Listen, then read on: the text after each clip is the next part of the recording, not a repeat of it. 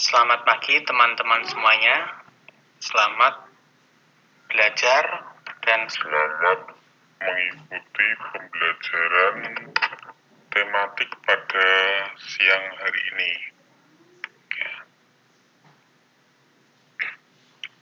Namun sebelumnya, silakan kalian untuk mempersiapkan terlebih dahulu buku pelajaran kita pada pagi hari ini. Dipersiapkan buku dan alat tulisnya. Jangan lupa juga penggaris, karena nanti kita akan memerlukan. Udah siapkan ya. Baik, silahkan kalian simak penjelasan dari Bapak Guru tentang pelajaran kita pada pagi hari ini.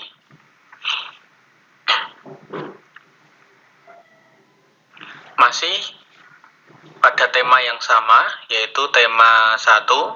Namun pada pagi hari ini Pak Eko akan menjelaskan satu konsep yang masih sama dengan slide atau tampilan saya pada hari atau minggu yang lalu, yaitu masih dalam pelajaran perkembangbiakan pada tumbuhan. Ya, masih dalam rangka agar kita selalu mencintai apa yang sudah dianugerahkan oleh Allah Subhanahu wa Ta'ala, Tuhan Yang Maha Esa, makhluk hidup yang ada di sekitar kita. Ya. Tujuan kita mengetahuinya nanti adalah itu, bisa mensyukuri dan bisa memelihara anugerah dari Tuhan Yang Maha Esa. Nah, kita lihat dulu ya pelajaran sebelumnya tentang perkembangbiakan generatif.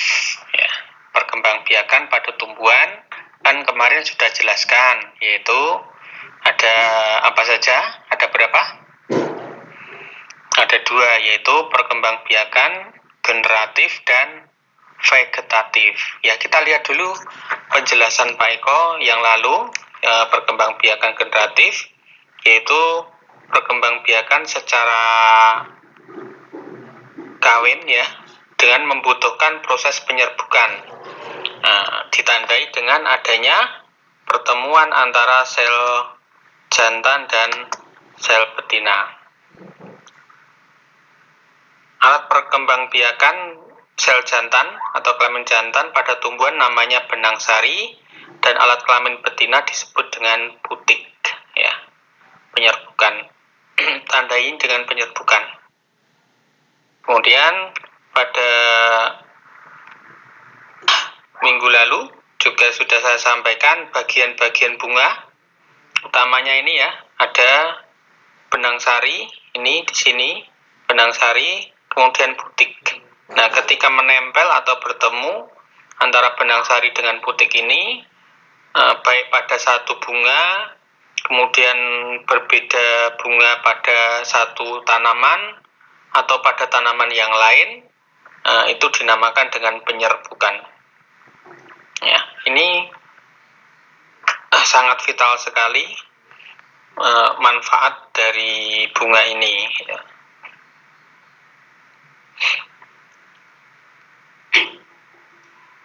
Kunci perkembangbiakan dari bunga dari sebuah tanaman yang secara generatif yaitu pada bunganya. Kemudian juga perlu kita ketahui macam-macam penyerbukan, yaitu penyerbukan sendiri, kemudian penyerbukan tetangga, penyerbukan silang, dan penyerbukan bastar. Ya. Ada kepala sari, kemudian kepala putik ini bertemu, ya, menempel begitu, bisa dibantu dengan angin, bisa dibantu dengan serangga atau lebah atau kupu-kupu. Nah, ini menempelnya ini dibantu oleh makhluk hidup tadi, maka akan terjadi. Nah, sekarang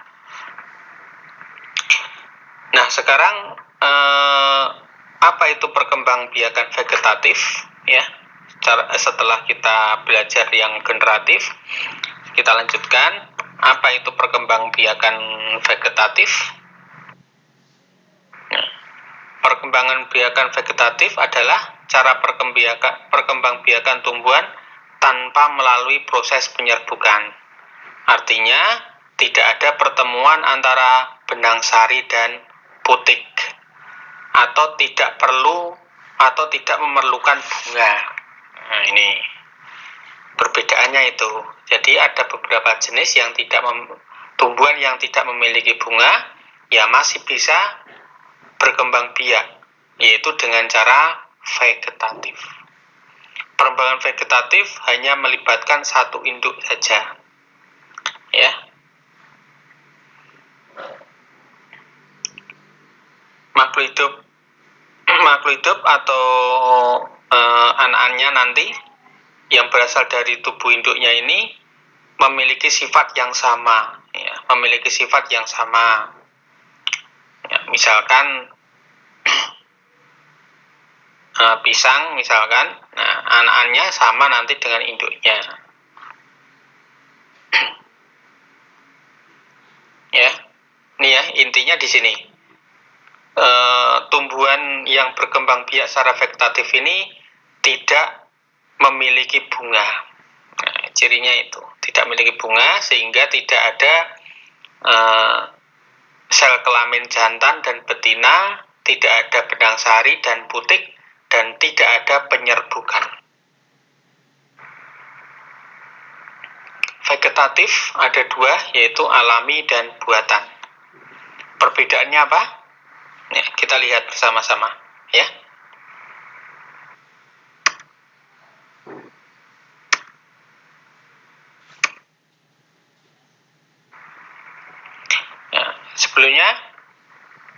Sebelumnya Pak Eko tanya, apa pohon pisang membutuhkan bantuan manusia untuk menumbuhkan tunasnya? Nah, jadi kita lihat ada pohon pisang atau bambu, ya, tuh ada untuk menumbuhkan tunasnya. Kita ada tahu ada tunasnya. Perlukah bantuan manusia? Ya, jawabannya tidak, ya. Nah, perkembangbiakan tumbuhan yang seperti pohon pisang ini adalah contoh perkembangbiakan vegetatif yang alami. Tidak ada bantuan manusia, tidak memerlukan bantuan manusia. Ya, dalam arti untuk menumbuhkan tunasnya. Ya, kalau manusia ya tetap, kalau hanya memindahkan terus menanam itu ya memang manusia yang menanam. Tapi untuk menumbuhkan tunasnya itu tidak memerlukan bantuan dari manusia, atau namanya adalah perkembangbiakan vegetatif alami. Cirinya tidak memerlukan bantuan manusia. Ya, bisa dimengerti, ya.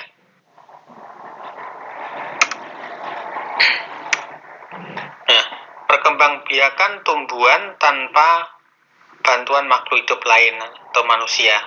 Proses perkembangbiakan secara alami tanpa bantuan manusia, ya, secara alami, ya. Macam-macamnya ada tunas, akar tinggal, spora, umbi lapis, umbi batang, umbi akar, dan geragi. Wih, ada 7 ini macamnya yang vegetatif alami. Apal kabeh ora inggo kian. Ya, silahkan dicoret-coret boleh, atau nanti di screenshot boleh, ya. Tunas, akar tinggal, spora, umbi lapis, umbi batang, umbi akar, dan geragi. Ini contohnya, ya.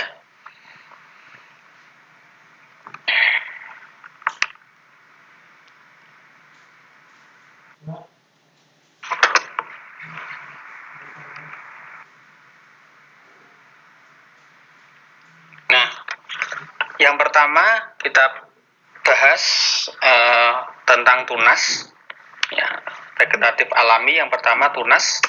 Perkembangbiakan vegetatif alami dimulai dari tumbuhnya tunas pada bagian tumbuhan.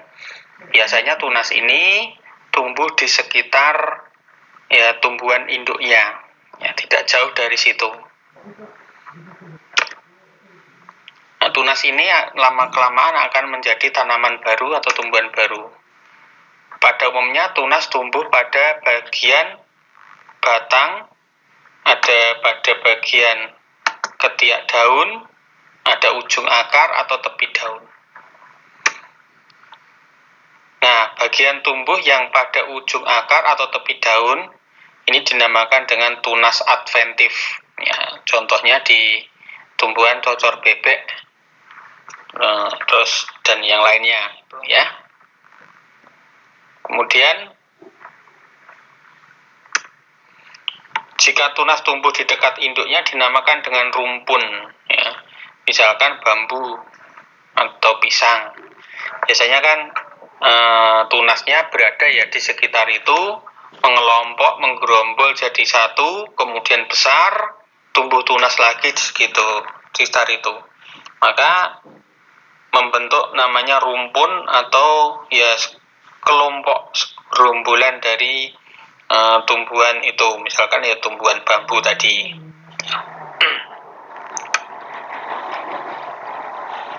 Ya, kalau biasanya kita sebut kalau untuk bambu misalkan itu namanya barungan, barungan. Itu karena ada banyak sekali tumbuhan atau bambu yang ada di wilayah itu, ya, namanya barungan. Ini contoh ya, ini bambu, kemudian tunas, ini ada bambu yang ini tunas yang enak,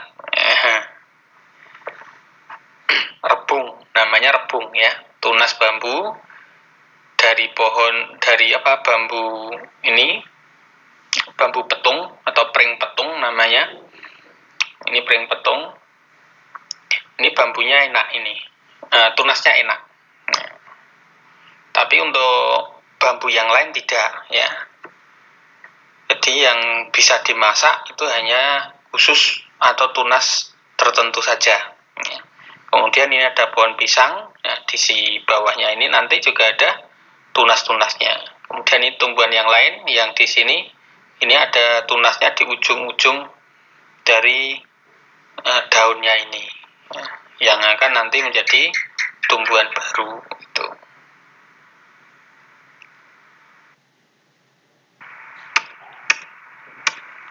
Baik ya, kita lanjut. Yang kedua, akar tinggal atau rizoma.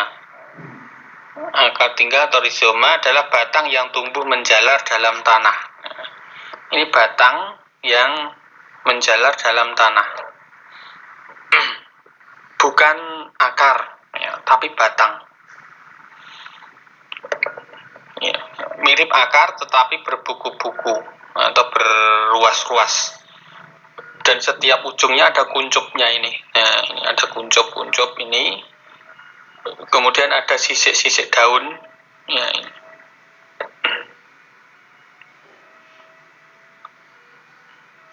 Jadi yang berupa ya, misalkan ini lengkuas, jahe ya, ini tanaman jahe. Pada jahe ini merupakan apa ini?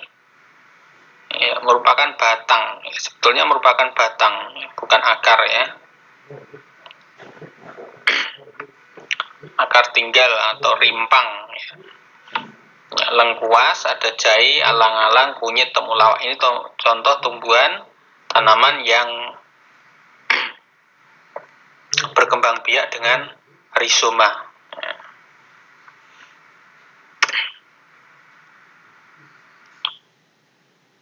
Kita lanjut ya. Ya, ada umbi lapis. Umbi lapis ini ada bagian tanaman yang membengkak dalam tanah karena menyimpan cadangan makanan. Nah, ini. Umbi lapis ini umbi yang berlapis-lapis. Ini ada umbi yang berlapis-lapis, ya seperti roti lapis gitu. Ada lapisan-lapisan berkembang terus sampai hingga besar ini. Contohnya adalah semua jenis bawang. bawang merah, bawang putih. Bawang merah baju putih. Nggak ada ya bawang merah, bawang putih, bawang bombay, ada bunga bakung, bunga tulip, ini semuanya berkembang biak dengan umbi lapis. Ya, kita lanjut.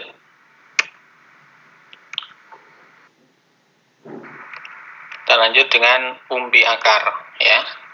Umbi akar itu bagian akar yang membesar karena berfungsi sebagai tempat cadangan makanannya. Ini baru akar. Kalau yang wortel, contohnya ini adalah bagian akarnya.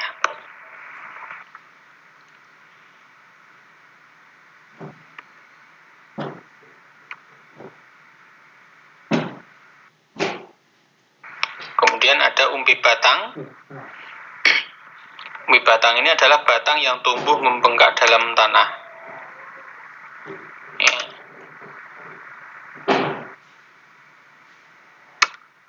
Contohnya ini ada kentang, ya, menjalar ya. Kemudian ubi jalar juga.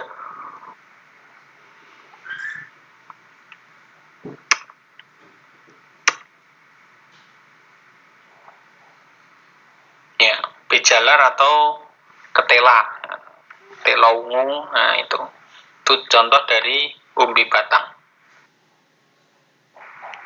Ya, selanjutnya ada gerage atau stalon, adalah batang yang tumbuh menjalar di permukaan tanah. Nah, ini yang di permukaan tanah. Ya, susunannya berruas-ruas, setiap ruas menempel pada tanah akan membentuk akar dan tumbuh tunas baru. Contohnya adalah stroberi. Ya. Ini ya. Kita selanjutnya adalah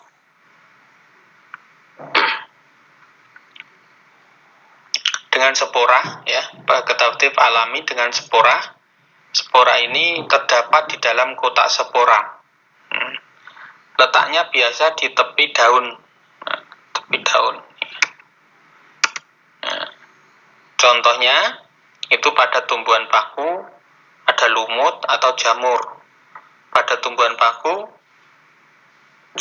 contohnya adalah suplir untuk tanaman hias biasanya ya. Nah, itu tadi contoh-contoh atau jenis-jenis vegetatif alami, perkembangbiakan dengan vegetatif alami. Ya.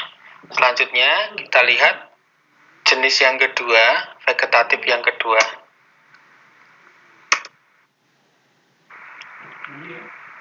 Yaitu perkembangbiakan vegetatif buatan.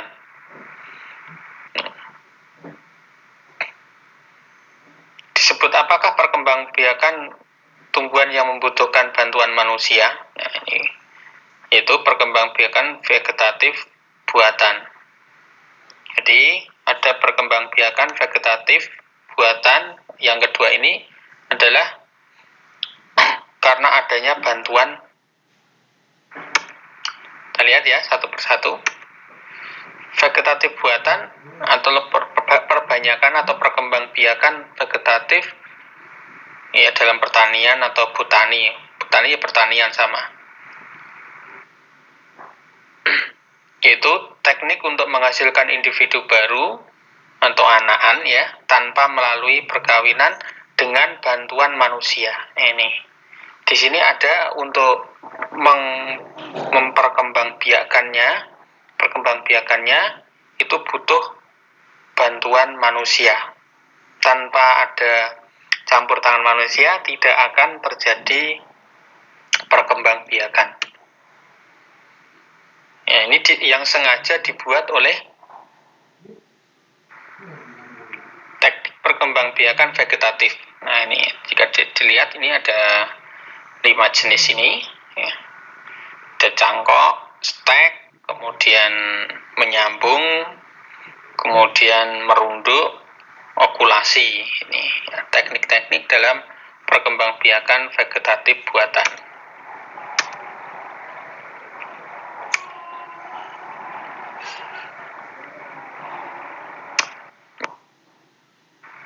Kita lihat cangkok. Mencangkok adalah mengupas kulit batang kambium secara melingkar hingga bersih. Jadi ada batang itu, di dalam batang, pada batang itu ada bagian yang namanya kambium. Nah, kambium ini kita kupas, kita kuliti dari kulit, kita hilangkan dengan pisau atau benda tajam yang lain, cara melingkar hingga bersih, kemudian melapisinya dengan media tanah, kemudian dibungkus dengan sabut kelapa atau ijuk atau plastik, sehingga nanti akan tumbuh akar. Jika tumbuh akar, maka nanti bisa dipindah ke tempat yang lain menjadi tanaman baru yang sama persis dengan induknya tadi. Tujuannya adalah untuk mendapatkan tanaman yang memiliki sifat yang sama dengan induknya, kemudian cepat dalam menghasilkan anak-anaknya tadi, ya. Tidak semua tumbuhan yang dapat dicangkok. Nah, syaratnya tumbuhan yang cangkok adalah tumbuhan yang memiliki pembuluh kayu atau kambium. Nah, yang bisa dicangkok yaitu mangga, jeruk, nangka, belimbing, jambu air, dan lain-lain, ya. Ini contohnya ini, ya. Dikupas secara melingkar. Ini ya contohnya, dikupas secara melingkar. Ini dihilangkan, tidak putus, hanya sampai bagian kayu, tengah, bagian pembuluh kayu atau kambiumnya hilang. Ini. Kemudian tutup dengan tanah, ada tanah, kemudian dibungkus dengan plastik atau ijuk atau yang lainnya, bisa dengan serabut kelapa boleh. Kemudian diikat rapat, ya, diikat rapat, kemudian disiram agar tidak lembab, ya, disiram terus, ya, sehingga nanti akan tumbuh akar. Setelah tumbuh akar, bagiannya dipotong, kemudian ditanam di tempat yang baru. Nah, yang kedua, stek. Nah, stek ini adalah memanfaatkan potongan bagian tumbuhan. Jadi bagian tumbuhan itu dipotong, kemudian ditanam. Stek batang. Contohnya ketela pohon. Ini bisa, ya, dipotong, terus kemudian dipotong, ditanam tempat yang baru. Kemudian ada sirih, kemudian ada tebu. Stek daun, contohnya adalah cocor bebek, tanaman hias begonia, dan sansevieria. Kemudian stek tangkai, ada kembang sepatu, ada mawar. Ya, contoh stek. Syaratnya, bagian yang akan di stek ini tidak terlalu muda dan tidak terlalu tua.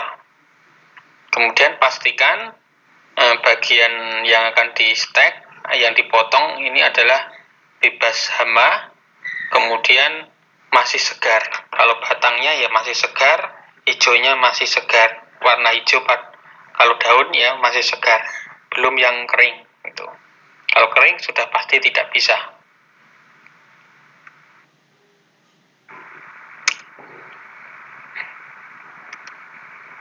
Ini contoh stek batang pada pongo singkong, kemudian stek daun pada sansevieria, kemudian stek tangkai pada mawar.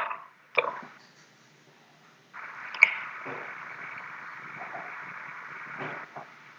Kemudian menyambung atau mengenten.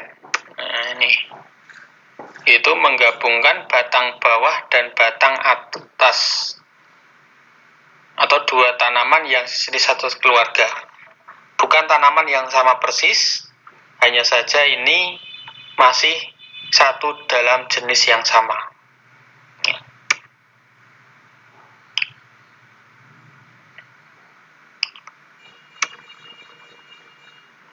Tujuannya adalah untuk menggabungkan sifat unggul dari dua tanaman, sehingga diperoleh tanaman yang baik kualitasnya. Contohnya tomat dengan terong, ini bisa digabungkan dengan menyambung bagian tanamannya. Kemudian ada singkong karet dengan singkong biasa, sehingga nanti singkongnya akan memiliki ukuran yang besar, sehingga kualitas hasil panennya juga akan meningkat. Ini bagian batang bawah, kemudian batang atasnya ini. Terus ini dibelah sedikit ya, belah dikit. Ini juga ditipiskan gitu sehingga ini masuk. Kemudian diikat. Setelah diikat nanti akan ditunggu, terus kemudian ditanam ini ya, ditanam, ditunggu nanti akan memiliki sifat yang sama dengan akan memiliki sifat yang unggul atau yang baik secara kualitasnya. Sifat yang unggul yang ingin dimiliki itu ditaruh di bawah. Misalkan singkong karet dengan singkong biasa, yang singkong karet ini taruh di bawah, yang singkong biasa yang atas ini. Sehingga nanti hasilnya seperti singkong karet. Cirinya adalah ukurannya besar-besar. Sehingga nanti kalau panen, kualitas atau bobotnya juga akan lebih berat atau lebih tinggi timbangannya.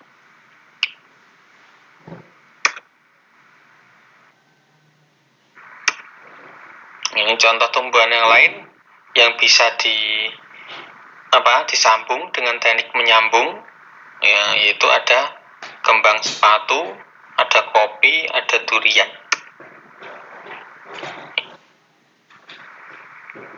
Yang ketiga ada okulasi atau menempel.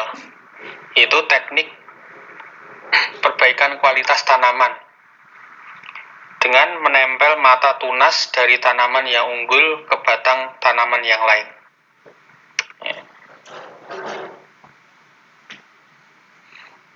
Tujuannya sama dengan mengenten atau menyambung ya nanti ya. Itu menggabungkan sifat unggul dari tanaman. Ini contoh tanaman yang bisa digunakan untuk okulasi tadi ya. Contoh tanamannya yang digunakan untuk okulasi, kemudian ada caranya okulasi. Selanjutnya adalah merunduk ya. Merunduk adalah bagian-bagian atau merunduk adalah merundukkan atau membengkokkan sebagian cabang dan membenamkannya ke dalam tanah. Tanaman yang dapat dikembangbiakkan dengan cara merunduk itu cabangnya panjang dan lentur dan dekat dengan tanah. Contohnya mawar, anggur, murbei, azalea.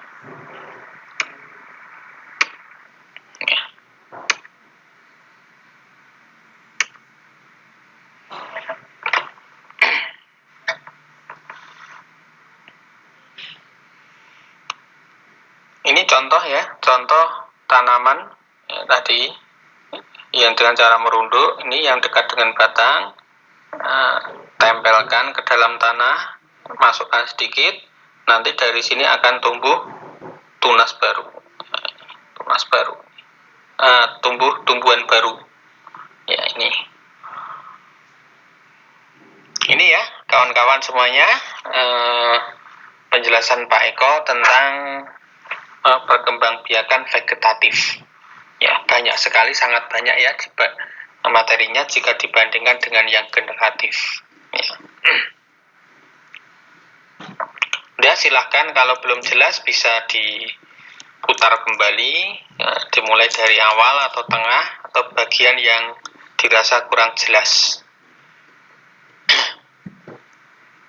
Selanjutnya, silahkan kawan-kawan semuanya, teman-teman semua lakukan kegiatan siswa ya, pada pagi hari ini ada 2. Yang A, silahkan kalian membuat peta konsep perkembangbiakan tumbuhan berdasarkan berdasarkan penjelasan yang disampaikan Pak Eko tadi ya. Skornya ini maksimal nanti 30. Ya. Jadi membuat pesta konsep sejelas-jelasnya, selengkap-lengkapnya. Ya. Kemudian kegiatan yang kedua, silahkan kalian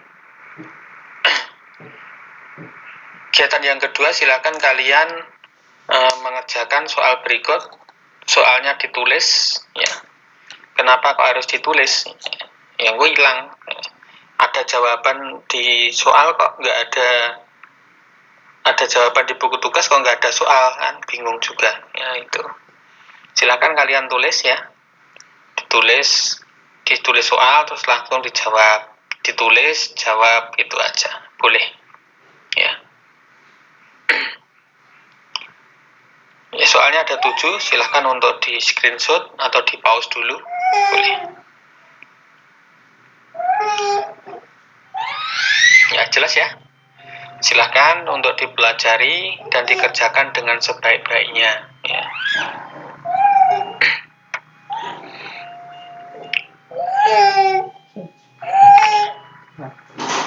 Terakhir pesan Pak Eko, silahkan untuk selalu pakai masker, rajin cuci tangan, jaga jarak ya.